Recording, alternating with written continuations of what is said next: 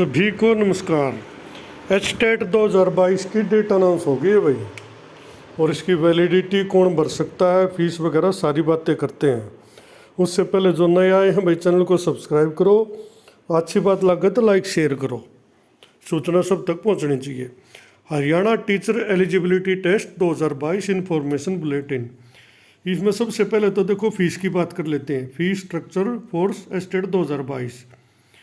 SC and PH यानी physical handicap candidate of Haryana domicile, यानी हरियाणा के जो SC हैं और फिजिकल हैंडीकैप हैं, उनकी एक पेपर देंगे। अगर सिर्फ JBT का देंगे 1 से 5 लेवल का तो 500 रुपये, अगर 2 देंगे 1 से 5 और 6 से 8 तो 900 रुपये, और अगर तीनों देंगे तो 1200 रुपये।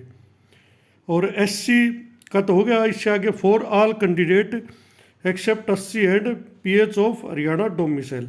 और अलावा भाई, क्योंकि इसमें सिर्फ SC और PH को छूट दी है, बाकी किसी कैटेगरी को छूट नहीं है, बाकी सब जनरल मान्य गए एक तरह से। तो देखो इनमें अगर एक लेवल के लिए, यानी एक लेवल हो गया 1 से 5 JBT मान लो, उसके 1000 रुपये है। अगर बाई चांस कोई 1 से 5 और 6 से 8 यानी TGT के लिए भी अप्लाई करना चाहे तो उसकी हो जाएगी भी 1800। और बाई चांस किसी के पास तीनों की योग्यता हो भाई, PGT की भी साथ में हो, तो उसकी फीस हो जाएगी 2400 रुपये ऑल हरियाणा का डोमिसाइल। और जो हरियाणा का डोमिसाइल किसी के पास ना हो, all candidate outside Haryana including SC and PH, ये जो बाहर वाले कैंडिडेट को SC और PH को भी छूट नहीं है, उनकी फीस एक लेवल के लिए 1000, 2 के लिए 1800, 3 के लिए 2400। ये तो होगी फीस की बात। अब बात करते कब से शुरू होंगे। Online application system to start 17/9, यानी आज 16 होगी कल से। और डेट ऑफ ऑनलाइन एप्लीकेशन 27/9/2022, यानी कि 27/9 लास्ट डेट 27/9/2022 हो जाएगी भाई इसमें। अब बात कर लेते हैं आगे, यानी 10 दिन का टाइम है कुल मिला के। जो क्वेश्चन बाई चांस किसी से कोई गलती हो जाए फार्म भर्ती आना, तो वो 28 का दिन और 30, 28, 29, 30 3 दिन का टाइम करेक्शन के लिए मिलेगा। उसमें अपनी जो गाइडलाइन है वो पढ़नी है पहला सारी। जो भी इसमें ऑनलाइन से एप्लीकेशन सबमिट करो, उससे पहले जो जो डिटेल चाहिए वो अपनी पहले से एक बार देख लेनी है, ताकि किसी पर गलती होए ना, क्योंकि गलती सुधारने में फिर टाइम लग जाए। और गलती होने मत दो, कोशिश या करो फार्म भर्ती आना। अच्छा, एडमिट कार्ड निकलेंगे इसके 2/11 से, यानी कि 2 नवंबर से इसके एडमिट कार्ड आ जाएंगे भाई। ये तो बात होगी फीस की, एडमिट कार्ड की। और जो भरनी है, इनके वेबसाइट के नंबर वगैरह दिए हुए हैं स्टेट के, जो BOD बोर्ड लेता है उनके। अब इसमें बाकी इंट्रोडक्शन वगैरह का इसमें मेन सी बात कर लेते हैं जो हमारे काम की है, बाकी तो ये ज़्यादा ही काम की होती नहीं। अब इसमें एक तो नहीं बता रखा भाई कौन वर्ष के एलिजिबिलिटी पर आ जाते हैं बात।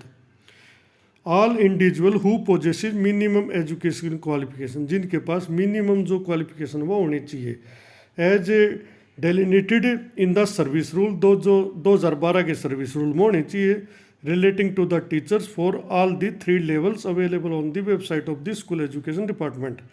वो एजुकेशन डिपार्टमेंट की वेबसाइट पे उनके लिए मैं अलग से वीडियो भी डाल दूंगा आगे, वो आप देख सको कौन से ने के योग्यता चाहिए। And also in these guideline are eligible for the test, जो भी उनके नियम हो सारे इसमें मानने पड़ेंगे। अब नंबर 1 लेवल की बात कर लेते हैं। Who intends to be a teacher for class 1 to 5, यानी कि primary teacher, and fulfil the minimum को, इन्होंने बता दिया नंबर 1 में जो प्राइमरी टीचर के लिए मिनिमम योग्यता वो होनी चाहिए, उसके बाद वो वर्ष का है। इसी प्रकार 2 में है जो 6 था TGT ट्रेंड ग्रेजुएट टीचर के लिए होगा मिनिमम, वो वर्ष का है। और इस तक आ गया PGT पोस्ट ग्रेजुएट टीचर का भी वो है बात से। अब इसमें एक महत्वपूर्ण बात है, however a person who intends to be a teacher for level 1 and 2 mentioned here above, भाई बाई चांस कोई 1 से 5 और 6 से 8 का एक साथ भरना चाहता हो या दोनों के लिए योग्यता हो, तो उसके और दोनों की minimum qualification for both level will have to apply online for both separately. उसको देखो एक तो सवाल यह दोनों के लिए अलग से अप्लाई करना पड़ेगा। ये नहीं है कि भाई एक अप्लाई कर दिया आप दोनों पेपर दे लोगे या 3 ना, उसके लिए online for both separately. Similarly if a person who has intends to be a lecturer या PGT उस और minimum qualification he shall also have to apply online separately, उसको भी सेपरेटली, यानी कि तीनों के लिए अलग अलग फीस कटवानी पड़ेगी। और इनका मेरे ख्याल रजिस्ट्रेशन नंबर 1 रह जाएगा, लेकिन आपको अलग से अप्लाई उसके पोस्ट के लिए करना पड़ेगा। Candidates are advise to follow the instruction as given on the website for submitting online application. इसके लिए भाई इन्होंने उस पर अलग से डिटेल दे रखी कैसे कैसे भरना, एक बार भरने से पहले वो ज़रूर चेक कर लेना।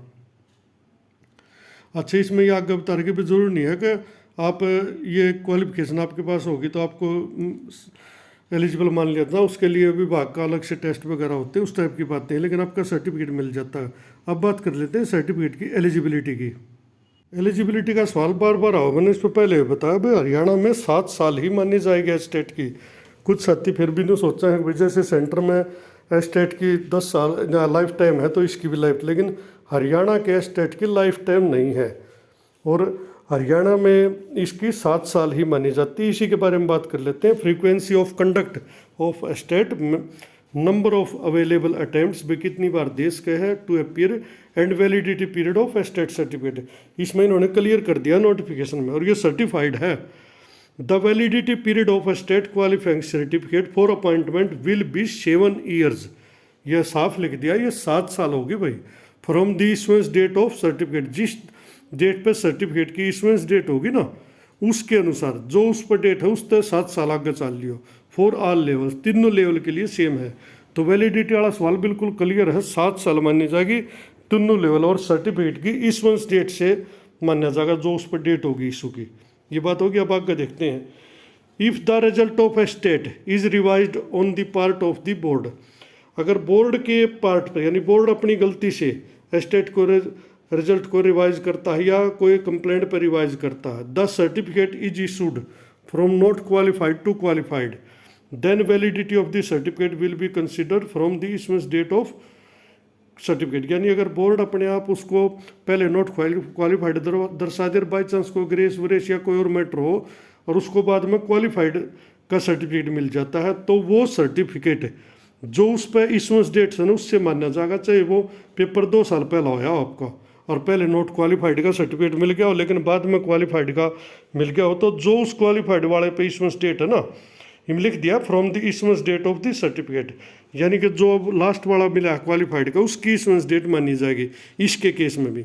इन case of result revised from qualified to qualified, by chance किसी ऐसे कैंडिडेट का रिजल्ट रिवाइज किया जाता जो पहले भी क्वालिफाइड हो, बाई चांस उसके 91 नंबर हो और फिर रिवाइज करके उसके कर दिया भाई 95, then the validity of certificate will be considered from the date of declaration of main result. तो उसकी जो वैलिडिटी है ना वो बाद वाले सर्टिफिकेट की नहीं होगी, उसकी होगी जो पहले रिजल्ट जिसने डिक्लेयर कराया था ना, यानी कि जिस दिन पहला सर्टिफिकेट है उसकी इशुएंस डेट वो रहेगी, उसी के अनुसार उसकी वैलिडिटी रहेगी, बाद वाला नहीं माना जाएगा उसमें।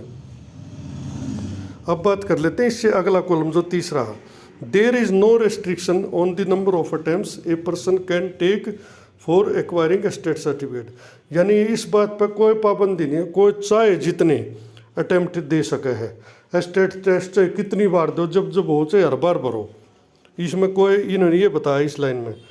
Candidate who has already qualified state will have the option to appear in the fresh state to improve their score, भाई जो कैंडिडेट पहले से क्वालिफाई हैं लेकिन वो अपना स्कोर इम्प्रूव करना चाहते हैं तो वो भी अप्लाई कर सकते हैं, इफ़ दे सोड, अगर उनकी इच्छा हो तो।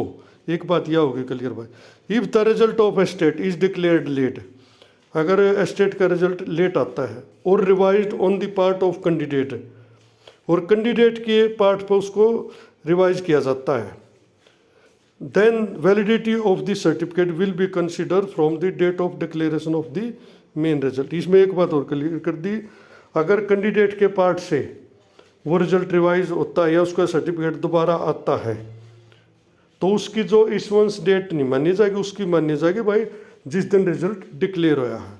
तो कुछ चीज़ें जो है ना ये क्लियर हुई हैं। Candidate who have qualified state can improve their performance in it, वो बढ़े इस आगे एग्जामिनेशन से। तो मेन बात देखो मेरी पूरी हो गई है, फीस क्लियर कर दी है भाई, एलिजिबिलिटी क्लियर कर दी है, वो अगली वीडियो में बता दूंगा किस पोस्ट के लिए क्या चाहिएगा, वो आप कंटिन्यू देखते रहिए चैनल पर।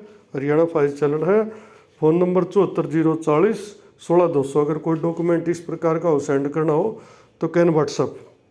और इसके बाद आती है वैलिडिटी मीन, जो सवाल सबके मन में भाई, जो इशुएंस डेट है, जो मैंने ये टर्म्स एंड कंडीशन बताई है, ये आप इस नोटिफिकेशन में पढ़ भी इसको हो, इसमें साफ लिख भी रखी है। अगर कोई पूछे या कोई मुद्दा आवे तो ये बात आप कह सको हो जी, इस इशुएंस डेट से हमारा वैलिड होगा इस डेट तक। वो हाँ, वो अलग बात सब भाई सरकार भर्ती है ना करे, उसमें तो कोई के कर सके है, क्योंकि बहुत कैंडिडेट हैं जिनके स्टेट सर्टिफिकेट एक्सपायर हो गए, उन पर कोई भर्ती है ना आई। जो जेबीटी का है भाई, बाई चांस किसी ने 14 में करे 15 में करे, उनके तो हो गए एक्सपायर, 7 साल हो गए उनका, ख़त्म किया, लीव दोबारा देना पड़ेगा। ये एक दुर्भाग्य है भाई, ये एक अलग विषय है। बाकी कुल मिला के मेरी बात खत्म हो गई, जो टॉपिक थे वो इसमें क्लियर हो गए होंगे। बात अच्छी लगी तो चैनल को सब्सक्राइब करो, शेयर करो वीडियो को। धन्यवाद।